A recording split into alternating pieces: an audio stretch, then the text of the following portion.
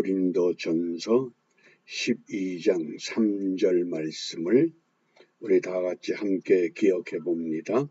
그러므로 내가 너희에게 알게 하노니 하나님의 영으로 말하는 자는 누구든지 예수를 저주할 자라 하지 않고 또 성령으로 아니하고는 누구든지 예수를 주시라 할 수 없느니라. 이 마지막 하반절에 성령으로 아니하고는 누구든지 예수를 주시라 할 수 없느니라. 이 성령의 사역에 가장 중요한 것, 예수를 주로 고백한다고 하는 것을 우리 기억하면서 오늘 우리가 읽어야 할 말씀이 미가서 5장부터 7장입니다. 묵상의 주제가 중요합니다. 완전한 지혜, 완전한 지혜. 미가서 6장 9절, 이 완전한, 그럴 때 이 완전한의 의미가 때로는 온전한 이것과 같은 의미로 번역이 됩니다. 우리 미가서 6장 9절 말씀, 완전한 지혜를 어떻게 우리에게 선포하셨는가? 우리 말씀을 함께 읽어보겠습니다. 여호와께서 성읍을 향하여 외쳐 부르시나니 완전한 지혜는 주의 이름을 경외함이니라. 너희는 매를 순히 받고 그것을 정하신 자를 순종할지니라. 아멘. 이 완전한 지혜의 선지자 미가의 정의는 주의 이름을 경외하는 것이다. 그것이 완전한 지혜다. 그러면 주의 이름을 경외한다고 하는 것은 악에서 떠나 하나님만을 섬기고 하나님께 순종하는 것을 의미합니다. 그런데 그러한 삶을 따르지 못할 때 너희는 매를 순히 받고 하나님이 회초리를 드신다 그랬습니다.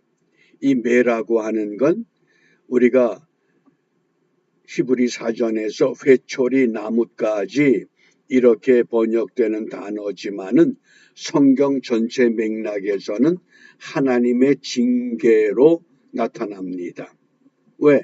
사랑하는 자에게 채찍을 들어서 깨우쳐서 하나님을 경외하는 일에 온전히 순복하기를 원하시기 때문에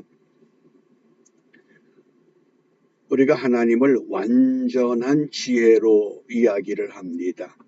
하나님같이 완전한 지혜로우신 이가 없다. 그렇다면 이 지혜가 무엇인가?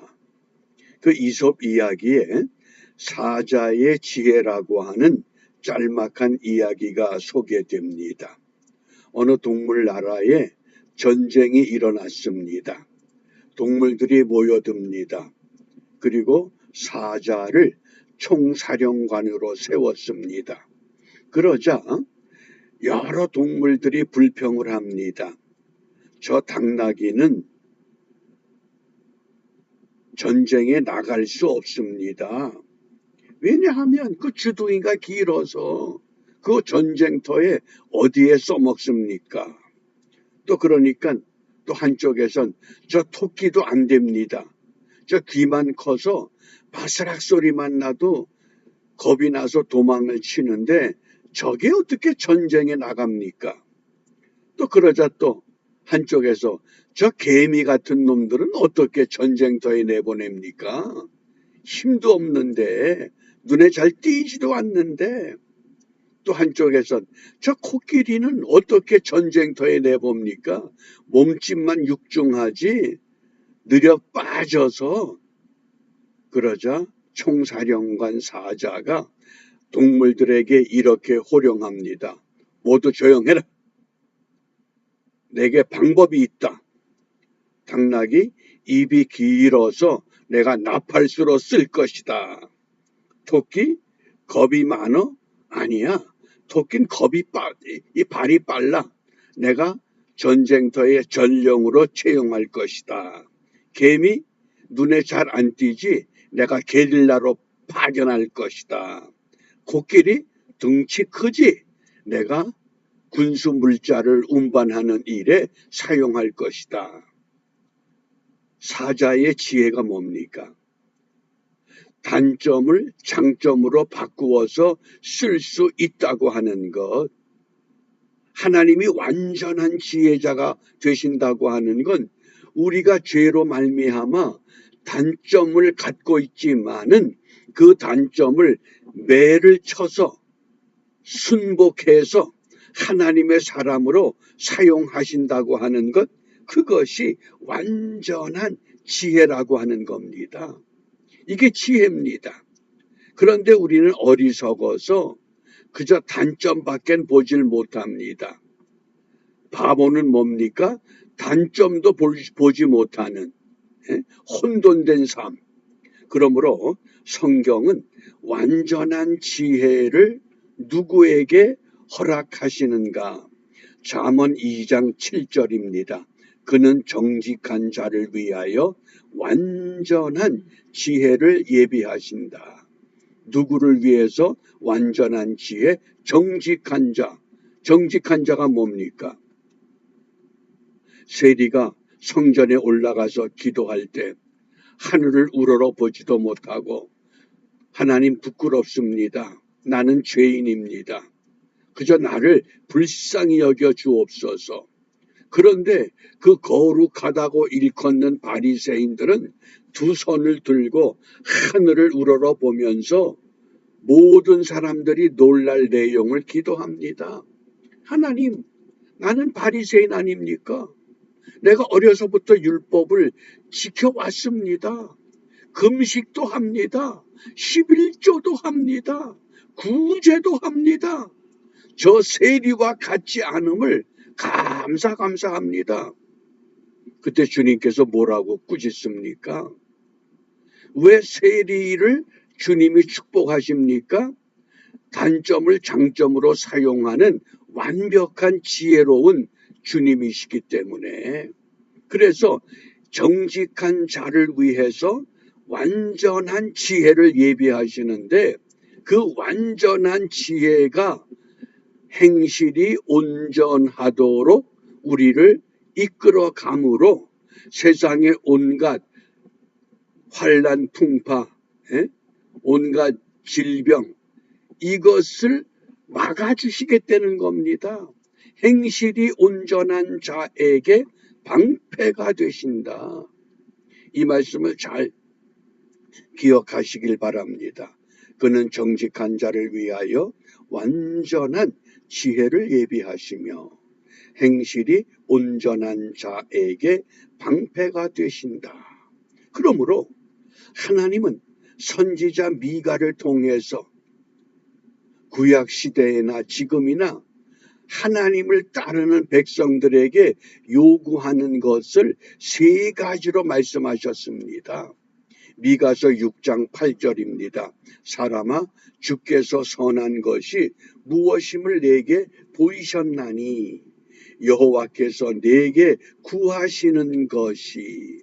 하나님이 요구하는 것이 세 가지입니다. 첫째, 오직 공의를 행하며, 둘째, 인자를 사랑하며, 여기 인자는 복음서의 인자, 사람의 아들 메시아가 아니라 사람, 인간, 피조물인 인간을 사랑하며 겸손히 내 하나님과 함께 행하는 것이 아니냐. 이 세 가지 단어, 공의, 인자, 그 다음에 동행, 이걸 좀 더 구체적으로 살펴보면 공의를 행한다. 이 미시파트라고 하는 히브리 단어는 법, 질서를 말하는 겁니다. 믿음의 사람들은 세상에 나가서 세상의 법과 질서를 잘 지켜야 됩니다. 그것이 의로운 삶이요, 또 나만 의로운 삶을 사는 것이 아니라 다른 사람을 대할 때도 공평하게 대하려는 겁니다. 나와 친밀한 사람에게는 좀 더 많은 것으로, 그렇지 않은 사람에게는 좀 소홀히 하는, 그것이 아니라는 겁니다. 이 미시파트라고 하는 이것이 율법이요 법이요 질서입니다. 의로운 삶과 공평한 처세. 두 번째, 인자를 사랑하며, 우리가 이미 많이 소개한 헤세드란 단어를 씁니다. 인자를 사랑한다. 모든 사람을 사랑해라. 심지어 간음한 여인까지 주님께서는 어떻게 사랑하셨습니까? 나도 너를 정죄하지 않을 터이니 가서 다시는 죄를 범하지 마라. 모든 사람들이 돌을 들어 던지고자 하는 그 처참한 환경에서 인자를 사랑하며 인간을 사랑하는, 그게 헤세드의 사상이라고 하는 겁니다. 그 다음에 세 번째, 하나님과 동행하는. 우리가 노아가, 에녹이 하나님과 동행한다 그럴 때는 할라크렌 단어를 사용했습니다. 그런데 이때는 야라크렌 단어입니다. 야라크는 뭐냐? 따라만 가면 된다는 겁니다. 내가 뭐 하려고 하지 말고 하나님만 따라가자. 그것이 야라크라고 하는 하나님과 동행하는 비결입니다. 왜? 우리가 너무 많은 단점과 너무나 많은 잘못을 품고 있기 때문에, 그래서 이 하나님과 동행하는 야라크의 삶은 온전한 제사, 신령과 진정으로 예배한 후에는 예배자의 거룩한 삶을 살아가는 것, 그것이 하나님과 동행하는 것이라고 말씀합니다. 세 가지 단어, 공의, 인자, 동행. 오늘 이 시대에 하나님은 우리에게 세 가지를 요구하십니다. 공의를 행하며 인자를 사랑하며 하나님과 동행하는 것. 그러므로 이 아침에 우리가 무엇을 기도하느냐? 야고보서 2장 26절, 영혼 없는 몸이 죽은 것 같이. 영혼이 없으면 죽은 몸이, 그러므로 행함이 없는 믿음 또한 죽은 것이다. 어떻습니까? 육신만 살아있는 신앙생활이 아니라 영과 혼과 육이 조화를 이루어서 하나님이 원하는 공의와 인자와 동행의 삶을 날마다 준행하면서 하나님의 뜻을 온전히 이루어내는, 우리가 지혜로운 믿음의 사람으로 우뚝 세워질 수 있는 복된 하루가 되기를 소망하며 성경대로 믿고 성경대로 살아봅시다. 어떻게? 온전한 예배를 회복하고 거룩한 삶을 회복하는 복된 하루가 되고, 내일 우리가 함께 모여 예배할 때 이런 믿음과 소망이 하나가 되어서 이 땅에 하나님의 의를 새롭게 쌓아가는 새로운 영적 자극을 일으키는 은혜의 삶을 결단하시기를 바랍니다. 기도합니다. 어리석은 사람은 다른 사람의 티를 보지만 지혜로운 사람은 자기의 단점을 보며 다른 사람의 단점을 보며 그것을 장점으로 바꾸어 사랑으로 사용할 수 있는 지혜자가 된다고 하는 것, 우리도 주님처럼 완전한 지혜, 온전한 지혜를 사모합니다. 이러한 믿음의 삶을 오늘 우리에게 허락하셨사온즉 모두가 삶의 현장에서 말씀대로 믿고 말씀대로 순종하는 은총의 하루가 되도록 인도하여 주시옵소서. 예수님 이름으로 기도합니다. 아멘.